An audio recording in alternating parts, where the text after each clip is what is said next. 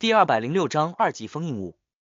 幽深宁静的地底走廊内，接近4米的白骨信使手攥纸张，消失在了克莱恩眼前，并未造成任何异常的变化。等到周围只剩下镶嵌于墙上的典雅煤气灯，他收起阿兹克铜哨，继续走向查尼斯门。在写信的过程里，他已经想好了接下来要挑选哪一件封印物。首先，3级封印物几乎没可能对梅高欧斯肚子里的婴儿造成影响，除非是变异的太阳圣灰这种暗藏奥秘的物品。但此时此刻，此情此景，克莱恩哪有心思哪有时间去探求或研究可能存在也可能不存在的秘密，再加上封印物或多或少都存在隐患，会对使用者造成很大的不方便，甚至带来危险，所以克莱恩直接就排除掉了这些无法影响敌人反倒会削弱自身的3级封印物。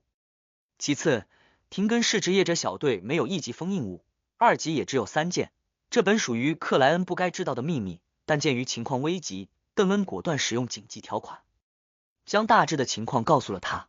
邓恩、史密斯无法在掌握圣塞琳娜骨灰的同时拿起别的封印物，一件也不行。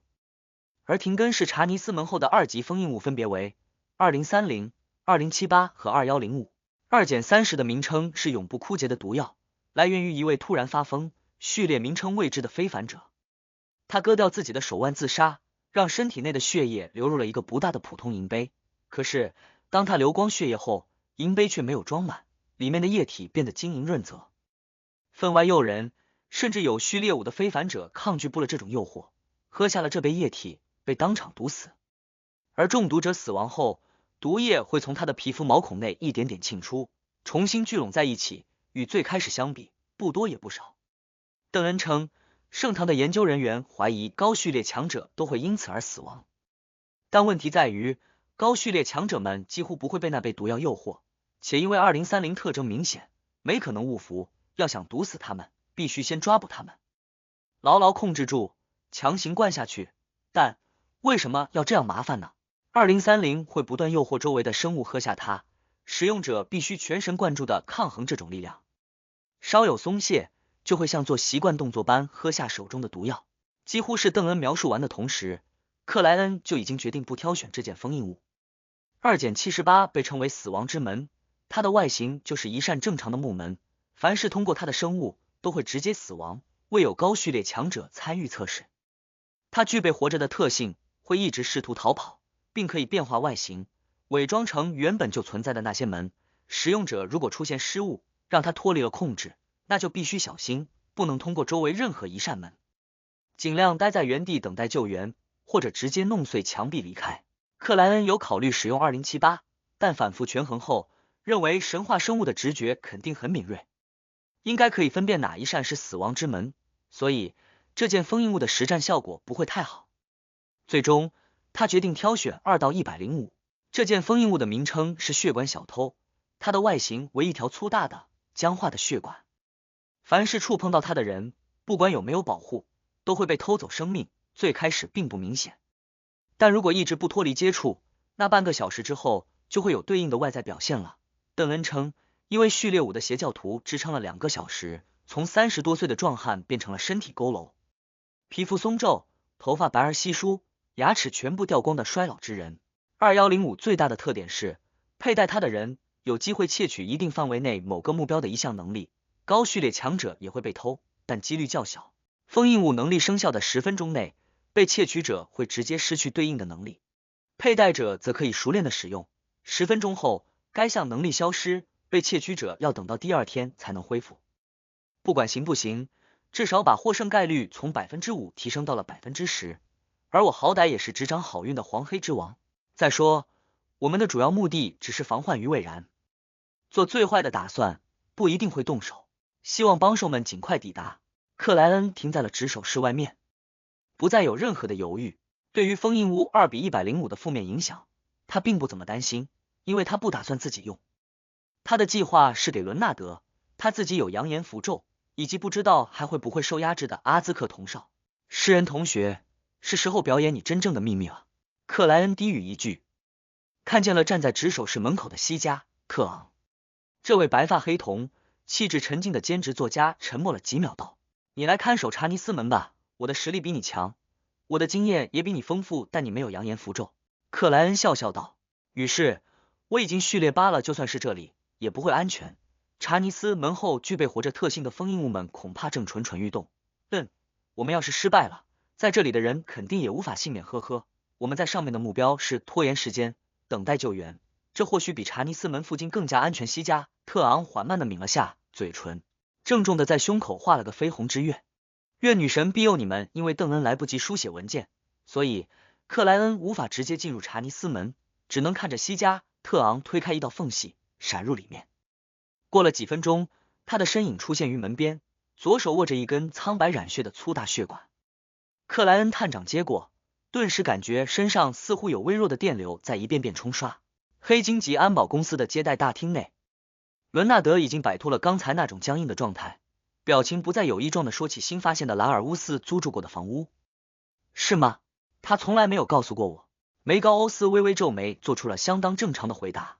说完，他抓了把自己的金发，抓下了满满一把，随手丢进了旁边的垃圾桶内。伦纳德呆了一下，艰难地吞咽了口唾沫，掌心又有冷汗沁出。左手缠着血管小偷的克莱恩沿着楼梯一步步回到了2层。他看见幽蓝的煤气灯下，职业者休息室的门口，穿上了黑色极细薄风衣的邓恩·史密斯静静站在这里，眼眸幽邃而灰暗，就像他初次遇见时那样。重新认识一下，职业者邓恩·史密斯过往的声音闪现于克莱恩的耳畔，他的脑海内忽然又凸显出半趴在科恩离尸体旁边的邓恩，凸显出对方沾满了鲜血的嘴巴。他默然几秒，走了过去，抬了下左手道：队长，我挑选的是封印物2到105分，我打算给伦纳德用。邓恩轻轻颔首，没有问为什么，转而指了下他的办公室道：圣堂发来的电报，说是会立刻组织强者过来，让我们尽量拖延，尽量等待那些巧合的事情。他们还没有给予回应，我想应该是暂时没什么结论，或者处理电报的人并不清楚具体的情况，无从猜测。你知道的，我们得抓紧时间，电报不能写太长。克莱恩点了下头，靠近隔断，望向外面道：情况怎么样了？暂时还没有异常。邓恩低头看了眼左掌托着的圣者骨灰盒，见伦纳德与梅高欧斯聊得很好，克莱恩没出去打扰，后退至职业者娱乐室门口，与邓恩隔着走廊斜斜相对。就在这时，邓恩忽然自嘲一笑道：我忘记一件事情了。什么事情？克莱恩疑惑回应道。邓恩侧头望向他道：戴利让我自己给你解释啊。克莱恩一下愣住，不太明白队长的话语是什么意思。过了2秒，不等邓恩回答，他突地醒悟过来，戴利女士未及时回信的原因是，她认为没有必要，她直接把事情转达给了队长，让他自己解释。这说明队长没有大问题。在这危急关头，克莱恩豁然涌起了由衷的喜悦。第207章守护者。邓恩叹了口气道：我当时确实是想支开你，因为我要做的事情涉及教会和职业者的一个秘密，但科恩离的死让我的脑袋很混乱，一时只想到了一个蹩脚的理由，让你有机会回来看到。什么秘密？克莱恩颇感轻松地追问道。他险些忘记了外面还有一次邪神子嗣或者神话生物的存在。邓恩斟酌着语言道：在神秘领域可能存在一个定律。虽然我读过的书不多，但还是知道定律是什么意思的。这个定律叫做非凡特性不灭定律。非凡特性不会毁灭，不会减少，只是从一个承载物转移到另一个承载物。克莱恩的眼睛一下睁大，旋即恍然，若有所思地反问道：比如说失控非凡者会留下封印物、神奇物品或者魔药主材料。对，邓恩郑重点头道：不只是失控的非凡者，正常的非凡者死亡之后也一样。克莱恩咀嚼着邓恩的描述，隐约有点明白队长当时在做什么了。思绪转动间，他忽地想起了一件事情，那就是燕尾服小丑死亡之后，尸体旁边出现了一个悬浮于半空的拇指大小的带着些许蓝色的血球。当时弗莱的解释是，非凡者死后总会有些奇怪的变化。邓恩灰眸幽深的继续说道：但与失控非凡者不同的是，正常死亡的非凡者留下的不再是材料与物品，它略等于魔药，对应序列的魔药，只不过缺乏一定的辅助材料。略等于魔药。克莱恩眼眸一缩，脑海之内像是有一道闪电劈过，无穷无尽的黑暗因此被照亮。他忽然明白了很多事情，明白了在材料断绝的情况下，非凡途径为什么不会跟着断掉。除了用替代品，还可以简单的依靠对应非凡者的遗骸，这应该也是到了高序列只给成品魔药的原因之一。另一个原因是防止配方在占卜和通灵等非凡手段下泄露。克莱恩的脑海内浮现出一个接一个的猜测。邓恩望了眼职业者娱乐室的门，嗓音低沉的解释道：好几年前，具体是几年，我不太记得了。那时候我还不是职业者小队的队长，偶然间发现了这个问题，和刚成为非凡者没多久的戴笠交流后，立刻就向圣堂做了汇报。圣堂让我保密，并给我2个选择。呵呵，这也是我来解释，而不是戴笠解释的原因。谁暴露谁负责。第一个选择是装作不知道，就像绝大部分职业者队长和执事一样，继续由圣堂来安排非凡者正常死亡后的遗物。第二是给我一个特殊的、简单的仪式以及对应的技巧，让我在一定时间的限制内直接腐蚀掉那些因特性聚集而产生的物品。这只适用于本身途径，只适用于和自身相等的序列以及更低的序列，这会让我的非凡特性增强，实力也能变得更加强大。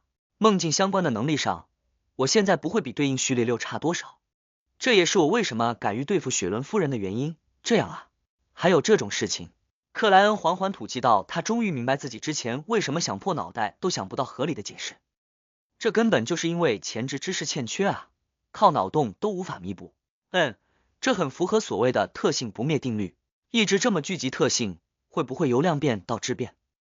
克莱恩思绪发散的想着，看了他一眼，邓恩露出一抹苦笑道：我选择了第二种发展，但不是为了变得更强大，真要强大，尽快消化魔药，获得晋升才是最好最直接的办法。是的，克莱恩由衷赞同道，这样聚集同一条途径相等序列或较低序列的特性，在增强实力的同时，恐怕还会提高失控的风险吧。邓恩郑重摇头道，并不会，这是正常非凡者遗留的事物，不是失控非凡者。知道扮演法之后，我又重新审视了一遍，发现这会加大消化的难度。那你为什么还要继续？克莱恩愕然反问道。邓恩将右手伸入衣兜，想要摸索烟斗，但发现自己将它留在了办公室内。他自嘲摇头道，我刚才说过了，我不是为了变得更强大才服食他们的遗物。说到这里，他顿了一下，目光有些失去焦距的望向对面染上了幽蓝色泽的煤气灯光芒，低沉说道，他们都是我的同伴，我们一起经历过很多事情，一起对付过黑暗里的怪物和疯狂的邪教徒，有人救过我，我也救过他们之中的不少人。我们行走于安静的夜晚，我们战斗在大众看不到的地方，我们对抗着危险，我们彼此守护着对方的后背。我很舍不得他们。我记得小伊特第一次经历危险的任务后，吓得当场崩溃，哭了起来。我记得阿德莱德，他是罗珊的父亲，他曾经用手臂帮我挡住了一个邪恶的诅咒。我记得道恩是个拥有晨曦般温暖气质的姑娘，总是默默记录着大家经历的事情。我记得科恩黎虽然个子不高，但却会很多东西，会弹七弦琴，会唱歌，会讲故事，比伦纳德更像一个诗人。我很舍不得他们，我希望和他们继续并肩战斗，一起对抗黑暗里的怪物，一切处决那些疯狂的邪教徒，一起守护廷根市。所以我选择了服侍他们遗留的事物。邓恩的灰眸似有光芒在闪烁，他的稳重和他的深沉在这一刻瓦解了不少。他嘴角微微上翘的继续说道，在我的梦里，他们依然和我在一起。阿德莱德喜欢阅读，总是待在日晒屋里看书。他每次都让我去管教罗珊，让他快点成熟，以至于罗珊总是抱怨我怎么越来越像他爸爸，总是很害怕我。小伊特是个闲不住的人，每天都要去森林里打猎。道恩总是站在他卧室的窗口，看着我们聊天。刚加入的科恩黎自己制作了一把七弦琴，在那里自弹自唱。我很舍不得他们，队长。克莱恩下意识脱口低语，他差点视线模糊，忍不住抬手抹了抹眼睛，在心里暗骂了一句，妈蛋，队长你是在骗我眼泪啊。但我总算明白队长你扮演法进度缓慢的原因了。克莱恩旋即无声的叹了口气，很可惜，老尼尔是失控死掉的，要不然他会给我们带来很多欢乐。邓恩收回视线，低头捏了下两眼之间的位置。过了几秒，他抬起脑袋，苦涩笑道，这是一个自私的决定，我并不知道阿德莱德、科恩黎他们真实的意愿是什么，就自私的替他们做出了决定。我真是一个自私的人。不，克莱恩猛地摇头到接待大厅的沙发区域。伦纳德看着梅高欧斯抓下了一把又一把的头发，看的表情再次僵硬。梅高欧斯略显烦躁的不断端起杯子喝水，脸庞隐有点扭曲的望向伦纳德道。不知道为什么，我忽然有些不舒服。伦纳德·米切尔正待回答，突然看见梅高欧斯抬手抓向了他自己的脸庞，唰的一声抓下了一块肉，长条的肉，沾满了鲜血的肉。我的脸庞有些痒，梅高欧斯不好意思的笑了笑，嘴角一直裂到了颧骨位置，露出了里面白森森的牙齿和鲜红色的牙龈。XXXX， 伦纳德无声爆了句粗口，感觉这状况恶化的太快了。他嘴唇翕动着，侧头倾听了一下，表情忽然变色，一片铁青。他勉强挤出笑容，对不断抓着脸庞、不断抓下血肉的梅高欧斯道：“我去趟盥洗室。”好的。梅高欧斯的语气变得有些飘忽，他摸着自己的肚子道：“我的孩子。”有些不安。伦纳德没再回应，加快脚步靠近隔断。进入走廊后，他深深望了眼邓恩·史密斯拖着的圣者骨灰盒，无奈的吐了口气。接着他表情变得坚毅道：“队长，恐怕来不及了，我们必须立刻解决梅高欧斯和他肚子里的婴儿，要不然整个停根室都会遭受巨大损失，这不是让周围的民众撤离就能避免的事情。”我知道你刚才已经拍了这样的电报。邓恩微皱眉头，异常严肃的问道：“你确定状况已经恶化到了这种程度？”是的，不超过3分钟，梅高欧斯就会异变，他的孩子会提前降生。伦纳德以肯定的口吻回答道。说话的同时，他瞄了眼克莱恩手上缠绕的粗大血管，沉声说道：“封印物2到105分，给我使用吧，我能更好的发挥它的作用。”好，克莱恩没有一点犹豫的将血管小偷交给了伦纳德，这本来就是他预备做的事情。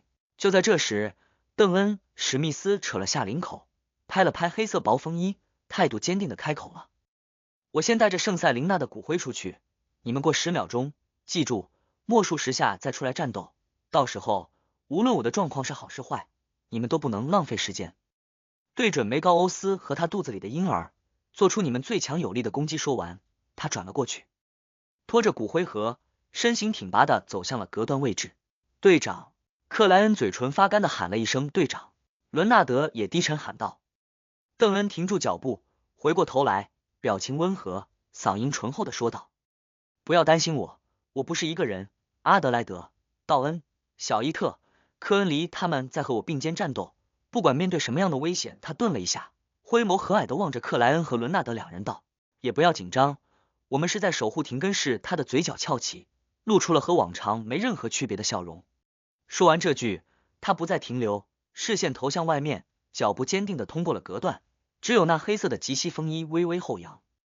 队长，克莱恩和伦纳德同时又喊了出声，止不住的流下了眼泪，可邓恩没有半点的迟缓。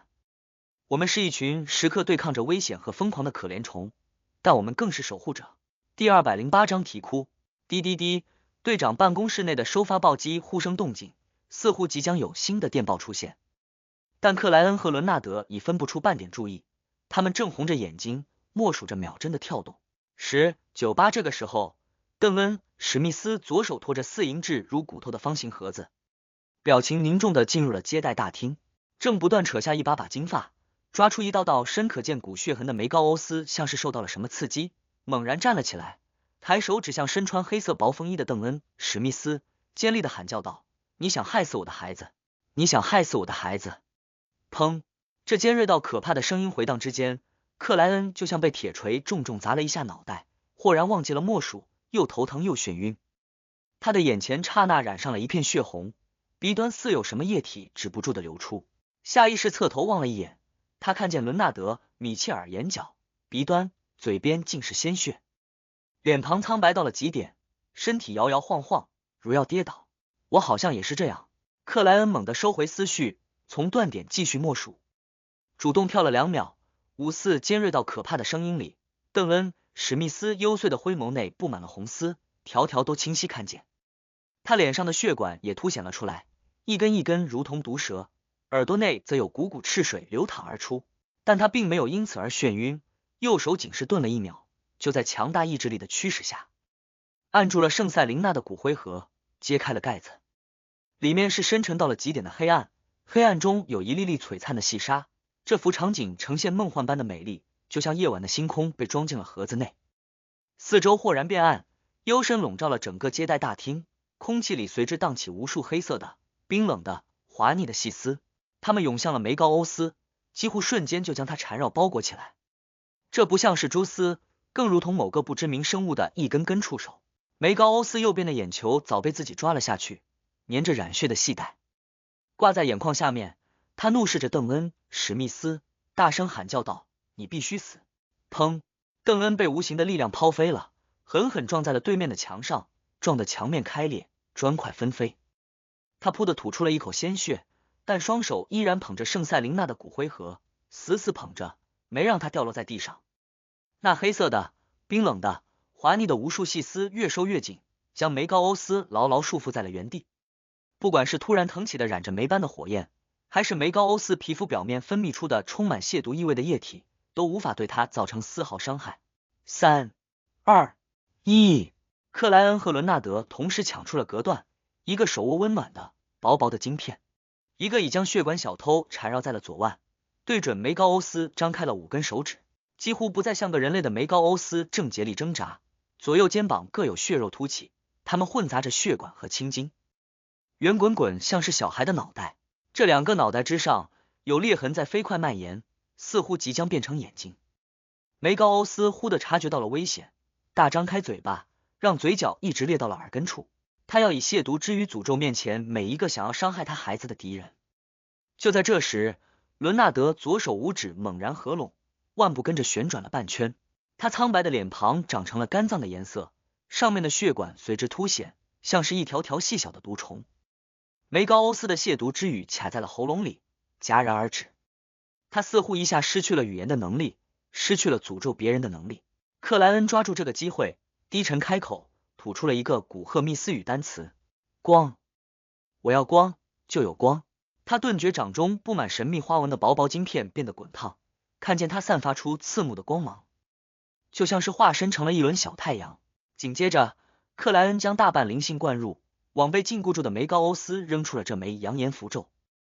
接待大厅一下透亮，幽深与昏暗同时消失，缠绕着梅高欧斯的那根根黑色细线获得回缩，仿佛在本能的躲避着什么。可梅高欧斯还未获得自由，就看见了阳光。黑金杰安保公司的天花板上不知什么时候已破碎出一个大洞，这大洞贯通了3楼的屋顶，让蔚蓝的天空与啄木地太阳同时映照了进来。那枚黄金薄片在梅高欧斯的头顶与阳光融合在了一起，旋即膨胀开来，于原地点亮了一个光球，四周缭绕着无数火焰的光球。轰隆，整栋房屋剧烈摇晃，附近街道的玻璃全部碎裂。然而，光球的威力集中在了核心位置，并没有散逸多少。它包裹着梅高欧斯，光芒刺的克莱恩、邓恩和伦纳德3人睁不开眼睛，强忍着泪水。克莱恩眯眼望去，只见光芒已消散，火焰仍腾飞，而他们之中有诸多黑色的灰烬在盘旋舞蹈。梅高欧斯和他肚子里的婴儿没有了痕迹，就像那片区域的茶几、水杯、报纸与组合沙发一样。解决了，抢在那个疑似邪神子嗣的婴儿真正成型，降生于现实世界之前，解决掉他和他的母亲了。克莱恩一时还有些不敢相信，就他玩游戏的经验来说，这种大 boss 哪有那么轻松就能搞定。突然，他的汗毛全部竖起，小丑的预感告诉他有极其强烈的危险即将来临。顾不得思考，克莱恩猛地就向着左侧翻滚了出去。就在这时，一把手臂长的、异常锋利的白色骨刀不知从什么地方劈了出来，浮现于半空之中，有种异常妖异的美感。他的速度是如此的快，他的姿态是如此的难以躲避。唰！克莱恩的右胸衣物被分成了2半，他的皮肤被分成了2半，他的血肉被分成了2半，他的骨头也被分成了2半。这道伤口深的几乎能看见他的肺部，要不是他提前察觉到危险，及时做出了规避，这一刀就能让他整个人都变成2片，惨死当场。可就算是这样，克莱恩也出现了停滞，剧烈的疼痛冲塞满了他的脑袋，驱赶了他的思维。白色骨刀的末端，一道身影飞快勾勒了出来，如果不是他高高凸起的肚子，恐怕也没人能辨认出他是梅高欧斯。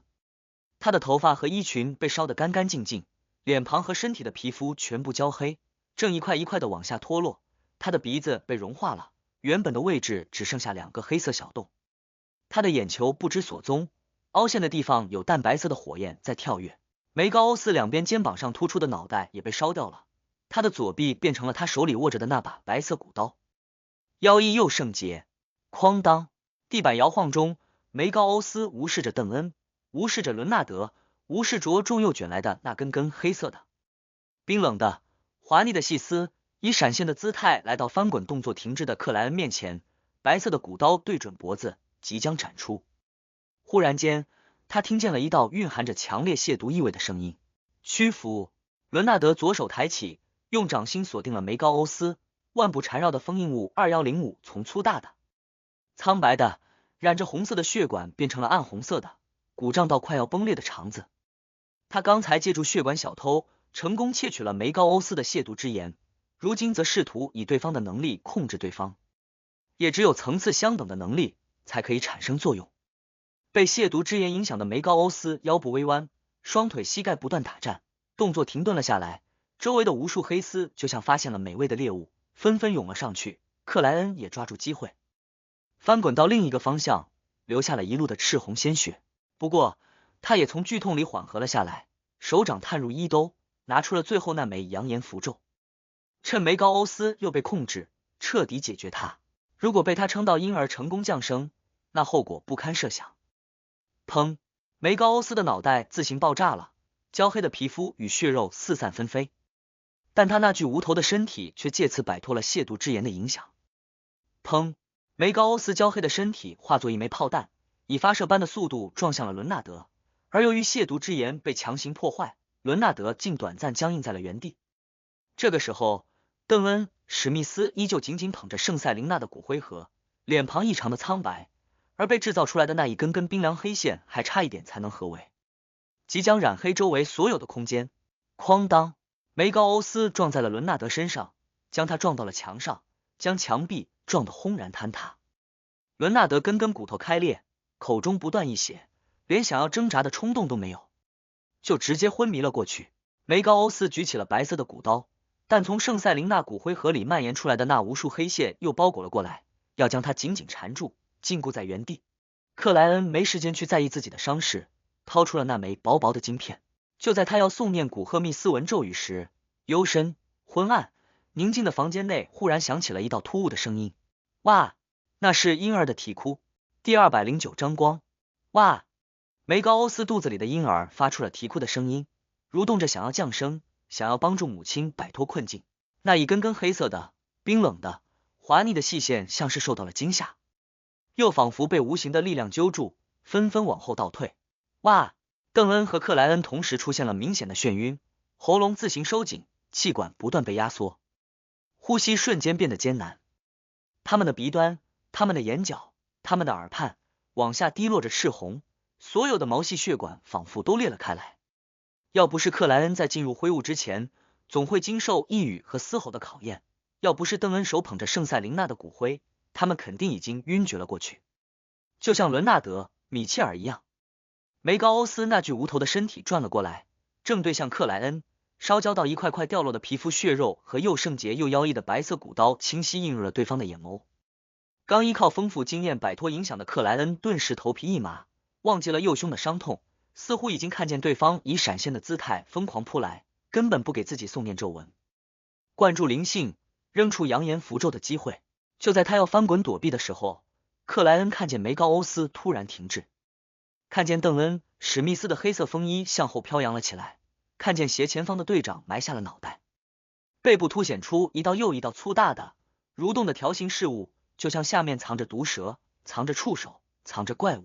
邓恩正在使用自己的梦魇能力强行干扰梅高欧斯。砰砰砰！梅高欧斯只是一个挣扎，邓恩身上凸显出的那一道道粗大条形事物就同时炸开了，大量的鲜红的血液飞溅出来，暴雨般洒向了周围每个角落。对于这个结果，脸色苍白的邓恩并没有沮丧，因为那些血液被圣塞琳娜骨灰制造的根根黑色细线吸收了。那无数冰冷的、滑腻的、触手般的细线一下变得狂暴，改退为进，反涌了上去，牢牢缠住了梅高欧斯，缠住了他高高凸起的、开始蠕动的腹部。机会！克莱恩又是紧张又是欣喜，喉咙里已酝酿出了光对应的古赫密斯语单词。哇哇哇！婴儿的啼哭又一次响起，比刚才更加连绵，比刚才更加急促。黑色的、数不清的、近乎无形的细线忽然一顿，像是遭遇了雷劈，不断颤抖，哆嗦着回收。邓恩望着这一幕，发现梅高欧斯即将脱困，他脸上的表情变换了一下，几乎没有半点犹豫的就收回了右手，张开五指，噗的一声插入了自己的胸膛，左边胸膛。他的右手迅速抽离出来，上面染满了血液，五指紧握着一颗带着夜晚安宁和梦境多变感觉的心脏，一颗还在收缩和膨胀的心脏。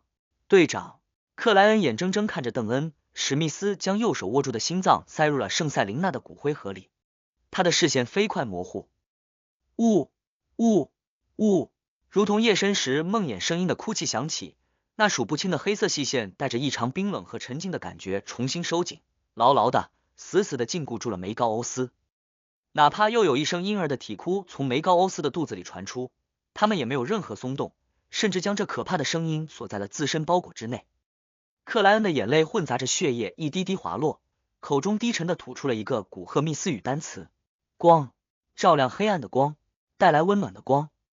他残余的灵性几乎全部灌注入了那刻满神秘花纹的薄薄晶片，脑袋顿时又空洞又眩晕。鼓起最后的力气，克莱恩扔出了扬言符咒，扔向了被无数黑色细线禁锢着的梅高欧斯。这一次，那些黑线没有提前退缩，不再遵循本能，像是得到了某个意志的指使。扑通扑通，圣塞琳娜的骨灰盒内，邓恩那颗鲜红的心脏还在不断跳动。阳光再一次穿透了天花板上那个大洞，穿透了整个3楼，照进了黑金级安保公司，几乎凝成了实质的柱体。它受到扬言符咒的牵引，反射向了梅高欧斯。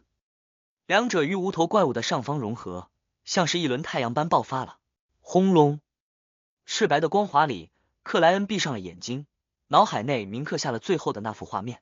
梅高欧斯失去了左臂，失去了脑袋，失去了许多血肉的焦黑身躯瞬间瓦解，里面有某个半虚幻半真实的可怕事物不再有现实的平一，无法完成转化的最后一步，不甘地、愤怒的化作黑气，消融在了光芒与火焰里。轰隆隆！整栋房屋都在剧烈摇晃，但这仅仅是扬言符咒散溢出去的些许余波。和正常的炸弹不同，它的力量凝聚而收束。克莱恩勉强稳住身形，于几秒后睁开眼睛望向前方。他看见一面面墙壁垮塌，他看见梅高欧斯站立的地方有一圈焦黑，地板竟然只融化了一半。他看见那里摆放着一截染血的、蜷缩的、有火烧痕迹的脐带。他看见邓恩·史密斯身穿黑色薄风衣的身影依旧站于原地，看见圣塞琳娜骨灰盒内的心脏还在缓慢跳动，看见伦纳德·米切尔不知是死是活的躺在对面。高度疲惫的克莱恩心中一喜，感觉似乎还能用仪式魔法抢救一下队长，感觉梅高欧斯和他肚子里的婴儿真正被解决了，不，后者更接近于被打断、被驱除。这时，邓恩·史密斯侧过头来，望向克莱恩，苍白的脸上带着温和而轻松的笑容，嗓音一如既往的醇厚。我们拯救了廷根。说完之后，他就像回到了20岁那年，不再那么沉稳，不再那么正经的对克莱恩挤了下左眼。克莱恩的表情凝固在了脸上，看见圣塞琳娜骨灰盒内的那颗心脏停止了跳动，化作璀璨的光点消散往四周，看见队长的身体往后仰倒，双手松了开来。这一切就像一幅幅画面构成，但又让人无法阻止。咚！圣塞琳娜的骨灰盒落在了地上，就像克莱恩的心脏一样。咕噜咕噜！虽然骨灰盒未曾被盖上，但里面幽深的黑暗封锁住了出口，让细沙般的粒粒璀璨没有洒落半点。这个盒子翻滚着，滚向了克莱恩。邓恩·史密斯倒在了破烂的地面上，幽邃的灰眸失去了全部神采，正对着有阳光洒入的那个破洞。队长！克莱恩的视线再次模糊，想要呼喊出声，但那个单词和后续的话语却卡在了喉咙里。我们也舍不得你啊！这个时候，圣塞琳娜的骨灰盒滚到了他的脚边。突然，克莱恩胸口一痛，瞳孔紧缩，整个人一下定在了原地。他埋低脑袋，正正看见一只略显苍白的手掌从自己的左胸位置穿透出来，上面染满了鲜血。梅高欧斯还没死，不，新的敌人，那个幕后黑手。我要死了吗？克莱恩的思绪飞快涣散，眼神几乎失去了焦距，身体则往着侧方软倒。他的呼吸渐渐停顿，最后只感觉到那手掌猛地往后抽回，只看见了一双斩亮的皮靴和一只下探的手，略显苍白的手。他握住了圣塞琳娜的骨灰盒，眼前一片黑暗，克莱恩失去了全部的知觉。变成废墟的黑金级安保公司内，到处是烧灼的痕迹和破碎的事物，但没有一点声音，就像是一座坟墓。过了几分钟，伦纳德·米切尔的身体动弹了一下，眼睛缓慢睁开，他艰难直起身体，望向四周，看见了倒在地上的邓恩·史密斯，看见了眼睛大睁、凝固着惊愕的克莱恩，两者的左胸都有明显的伤口。不，伦纳德的喉咙里挤出了一个单词，他踉踉跄跄半爬半走的来到邓恩附近，来到克莱恩的尸体旁边，他不断的验证着，不断的在两者间来回，但最终还是只能接受那无法改变的结果。伦纳德双腿一软，跪在了原地，碧绿的眼睛内满是痛苦，一滴又一滴的泪水划过了他的脸庞，洗掉了血污，洗掉了灰尘。他侧耳倾听了2秒，忽然半趴下去，怒吼一声，握紧拳头，重重捶向了地板。咚咚咚，伦纳德不断流泪，不断捶着地板，悲痛里多了明显的仇恨意味，多了明显的自我嫌弃感。哒哒哒，快速奔跑的上楼声音传来，伦纳德抬起脑袋，用模糊的视线看见了刚赶到的带法者和机械之星成员们。